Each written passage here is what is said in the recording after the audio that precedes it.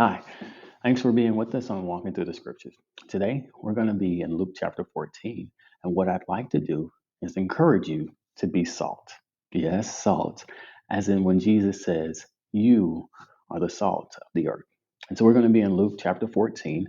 We're actually going to start reading at verse number 34, but first, just a little bit about the context. So when we get to the latter part of chapter 14, we find the setting is that Jesus is walking and he turns and addresses the large crowd that's following him. And he says to them, This is what it takes in order to be my disciple. And after he finishes that discourse, we find the context in verse number 34. And there Jesus talks about salt. Now, this is an analogy that he's used once before. In the Sermon on the Mount, he actually says, as I mentioned before, You are the salt of the earth. And so Jesus is wanting his disciples to be salt. And so we want to talk about that briefly. Like, what does it mean to be salt? And then also, what are some of the warnings of us when we are failing to be salt? So let's pick up in verse number 34. Salt is good, but if salt has lost its taste, how shall its saltiness be restored? It is of use either it is of no use either for the soil or for the manure pile. It is thrown away. He who has ears to hear, let him hear.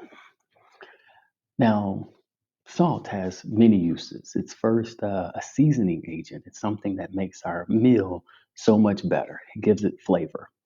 But it's also used as a preservative, especially in the ancient world. If you had a piece of meat, its shelf life was incredibly short. However, if it's cured with salt, then it preserved or it saved that meat and extended its life. It was also used as a medical salve, something that could help heal. And so Jesus says he wants us to be salt. He wants us to be part of the flavor of life, if you will, that we bring enhancement or enjoyment to those that are around us. He wants us to be a preservative, something that is used to save those around us, spiritually speaking, that is. And then also, from a medicinal purpose, he wants us to be helping heal those that are spiritually ailing. And so, Jesus wants us to be the salt of the earth.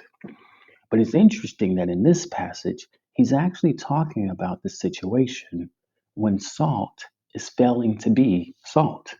He says, Salt is good, but if salt has lost its taste, how shall its saltiness be restored? I'm honestly unfamiliar with a situation wherein my bottle of Morton salt ceases to be salty. But in the ancient world, that actually was a reality. You see, oftentimes those who sold salt, they actually cut the product or they adulterated the product with some other ingredient. Usually it would be lime or something of that nature. And so you had this impure product that oftentimes it did season the food, but under certain conditions, high humidity, the active ingredient in the salt would leach out and the salt would lose its saltiness. And so now you have this product that was useful for absolutely nothing. And Jesus says it's possible for that to happen to his believers. We ourselves can become adulterated. We ourselves can lose our active ingredient, the ingredient that's intended to help and benefit this world. And so it's no surprise that Jesus gives this discourse about salt and warns us about how we, as his followers, can lose our active ingredient.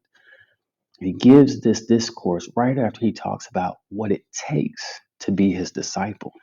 If we go back up and we go back to, we're still in chapter 14 and we go to verse number 26, he says, If anyone comes to me and does not hate his own father and mother and wife and children and brother and sisters, yes, even his own life, he cannot be my disciple. In verse number 27, he says, Whoever does not bear his own cross and come after me cannot be my disciple. And then again in verse number 33, he says, so therefore, any one of you who does not renounce all that he has, he cannot be my disciple. Jesus is trying to point his disciples to this need for transformation, that you can no longer be the same person you were before you committed to being a follower of Jesus. He first says about family, those things that are probably so close to us. He says you must hate them. And he doesn't mean that from a love hate situation. He's actually talking about priorities. He says, when it comes to your allegiance, you need to have greater allegiance to me, Christ, than you have to your family or to even your own life. He mentions carrying our cross. Cross implies death, and specifically death of self. So Jesus is saying that old person needs to be put to rest. And we talked about this once before. We said that old man, he needs to be put to death daily because it's so easy to fall back into the old person. And then he also talks about renouncing everything that we have, all of those things that somehow represent us or we find enjoyment in, those things of that old person. He says, you need to leave those behind because I'm trying to transform you into this new person. And this new person is someone who is unlike the old man or unlike the world in which we live in. This new person is unique, they're different. And God has set them apart for a specific purpose. That unique, that different, that set apart. Those are all words that describe or define the term holy or holiness. You know, when something is holy, it is unique. It's not common like anything else. It's set apart, it's different, and it has a specific purpose, a purpose God has given them. And in this particular case, Jesus is saying that one of the purposes that he's given us is to be salt for this world. And holiness is definitely one of the things that God has always pressed upon his people, that you must be holy, just like he is holy. And yet we find in the Bible that being different, being set apart is something that time and time again his people fell victim to. That is not being holy. There are many stories in the Bible where his people did not live up to the standard, that they weren't different. They were just like everyone else. And the reality is that you and I can fall in the same trap. That while we were asked to be different, we ended up being just like everyone else. And there are some tragic stories that we could read about in the Bible where God's people just failed miserably. You know, one of those stories, it actually starts with the people of Canaan. Of course, the Canaanites, they inhabited the land well before the Israelites conquered it. And God told Abraham, he said, I want you to journey around this land, but you can't have it just yet because the inhabitants there, they haven't exhausted my patience yet. You see, the Canaanites lived a very, very sinful life. But there was one town, actually two towns, that were on the verge of exhausting his patience, and that's Sodom. And of course, if you know the story about Sodom and Gomorrah, God did destroy that town. He allowed fire to rain down from heaven. And on the night before that city was destroyed, there is a terrible story that takes place. You can read about it in Genesis chapter 29. I'll read for you a couple of verses. This is the incident that precipitates the final straw. This is the final straw that breaks God's back, preferably speaking, and it causes Sodom and Gomorrah to be destroyed. Genesis 19, starting with verse number 4. There are men in the city that have noticed that there were visitors that had come. And these men are about to surround Lot's house and demand that those men come out. Verse number 4. But before they lay down, the men of the city, the men of Sodom, both young and old, all the people to the last man surrounded the house. And they called to Lot Where are the men who came to you tonight? Bring them out to us, that we may know them. Lot went out to the men at the entrance, shut the door after him, and said, I beg you, my brothers, do not act so wickedly. Behold, I have two daughters who have not known any man. Let me bring them out to you, and you do to them as you please. Only do nothing to these men, for they have come under the shelter of my roof. This is a terrible story. This is one that I do not at all align with what Lot is prescribing as a course of action to mitigate the men and their desires and their lust. But this is a story that happened. Now, fast forward hundreds of years later, Abraham, his family has grown. They are numerous in number. They become a mighty nation. They've escaped bondage down in Egypt. They've passed through the Red Sea. They've wandered in the wilderness for 40 years. They have conquered Canaan.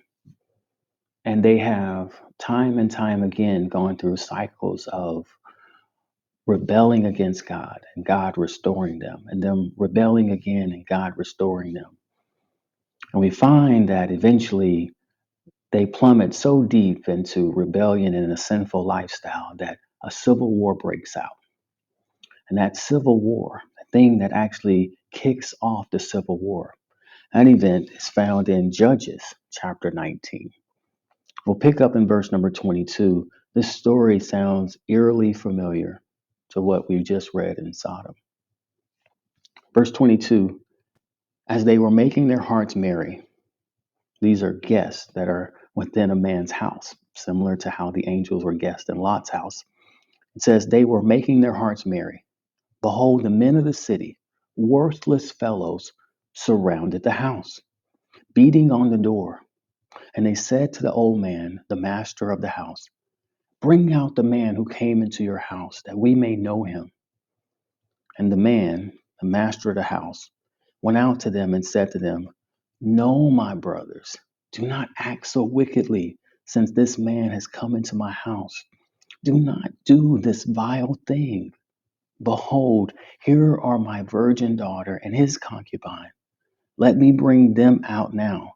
Violate them and do with them as what seems good to you. But against this man, do not do this outrageous thing. You know, it doesn't take much, and it doesn't take long for us to become adulterated. This last story, these are God's people, people who are called to be holy, who are called to be different, set apart, but yet they sound and they act just like the Canaanites that inhabited the land before them. They say the exact same thing. They said, bring them out so we may know them. They engaged in the same acts as the people of Sodom. The text says that the men, all the men of the city, surrounded the house, and they were all ready to violate those men. And the people of Israel, they didn't even see an issue with it. As a matter of fact, because they were unrepented, that's what incited the rest of Israel to go to war against them. And in the end, innocent people are put in harm's way. Lot willing to give his daughters to those men. And then in Judges, the old man willing to send out not only his daughter, but also his guest concubine. And such violence was taking place. These are the extents that we can end up going if we're not pursuing holiness.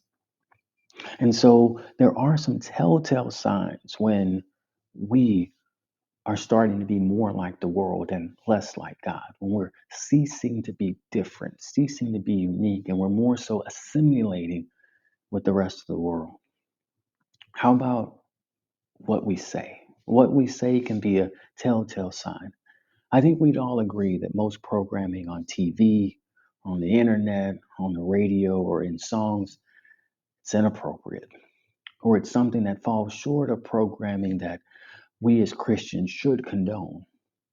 But when what I say routinely sounds like scripts or verbiage that I can hear on late night programming, or I can hear on the news programs, I can hear in talk shows, hear in lyrics on the radio, then that might be a sign that I am becoming more like the world and less unique, less holy. Or how about my actions? The way I talk to loved ones or friends, the way I talk around the water cooler, does it more so sound like or look like those actions that we see on TV, that we see on the internet? If so, another sign that my actions are starting to align with the world and I'm less and less suited to be salt for God. So I want to encourage you. I want to encourage you to be salt. God is calling us to be salt. But in order to be salt, we have to be holy. And so we need to leave the past behind us. We need to purify ourselves from the toxicity that's found in this world.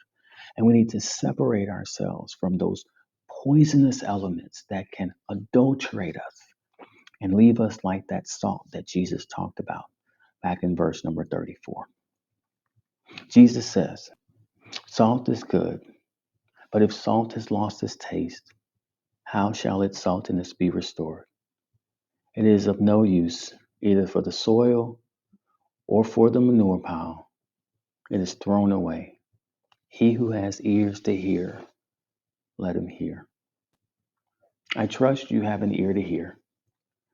I trust that you want to be salt and that you want to be salt that has its active ingredient, potent, powerful, healing the world, saving the world, and adding flavor to this world. And you can do that. You can be that as you live in holiness with God.